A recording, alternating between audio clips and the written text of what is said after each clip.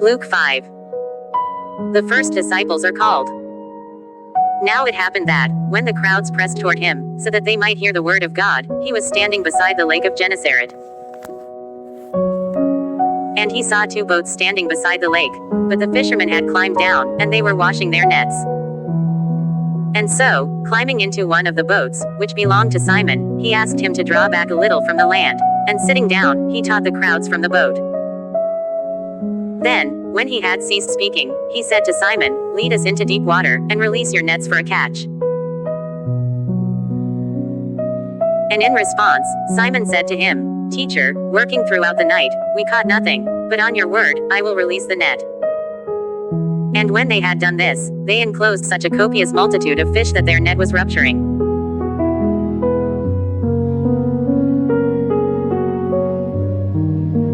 And they signaled to their associates, who were in the other boat, so that they would come and help them.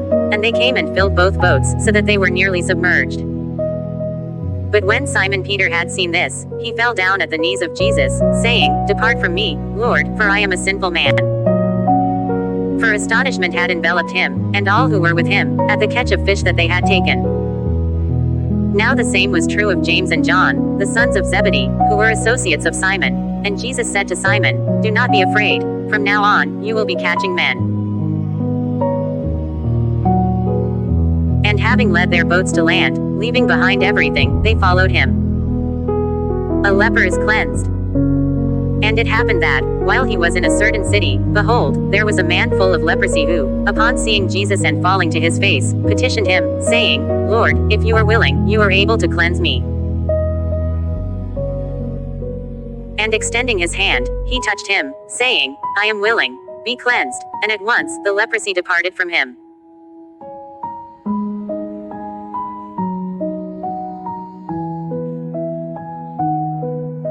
And he instructed him that he should tell no one, but go, show yourself to the priest, and make the offering for your cleansing, just as Moses has commanded, as a testimony for them.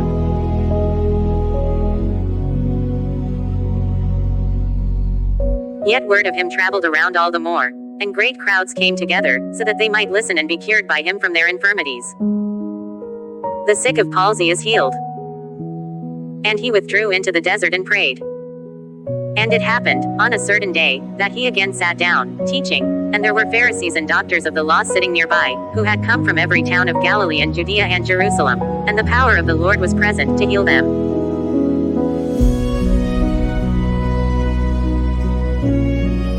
And behold, some men were carrying in the bed of a man who was paralyzed, and they sought a way to bring him in, and to place him before him. And not finding a way by which they might bring him in, because of the crowd, they climbed up to the roof, and they let him down through the roof tiles with his bed, into their midst, in front of Jesus. And when he saw his faith, he said, "Man, your sins are forgiven you." And the scribes and Pharisees began to think, saying, "Who is this, who is speaking blasphemies? Who is able to forgive sins, except God alone?" But when Jesus realized their thoughts, responding, he said to them, "What are you thinking in your hearts? Which is easier to say, 'Your sins are forgiven you,' or to say, 'Rise up and walk'? But so that you may know that the Son of Man has authority on earth to forgive sins," he said to the paralytic, "I say to you to rise up, take up your bed, and go into your house." And at once, rising up in their sight, he took up the bed on which he was lying, and he went away to his own house, magnifying God. And astonishment took hold of everyone, and they were magnifying God. And they were filled with fear, saying, "For we have seen miracles today." The calling of Matthew.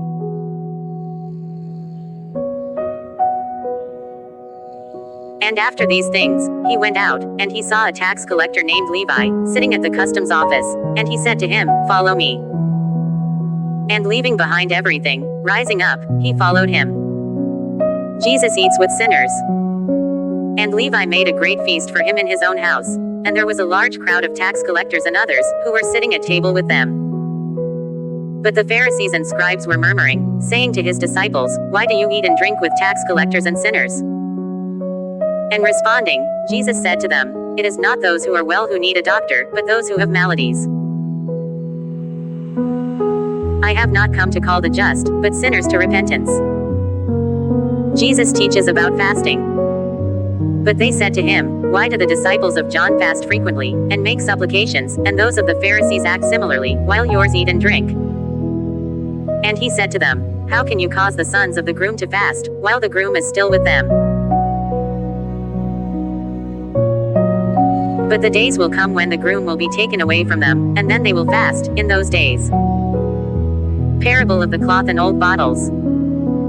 Then he also made a comparison for them. For no one sews a patch from a new garment onto an old garment. Otherwise, he both disrupts the new one, and the patch from the new one does not join together with the old one.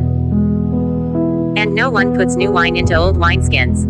Otherwise, the new wine ruptures the wineskins, and it will be poured out, and the wineskins will be lost. Instead, the new wine is put into new wineskins, and both are preserved. And no one who is drinking the old, soon wishes for the new, for he says, the old is better.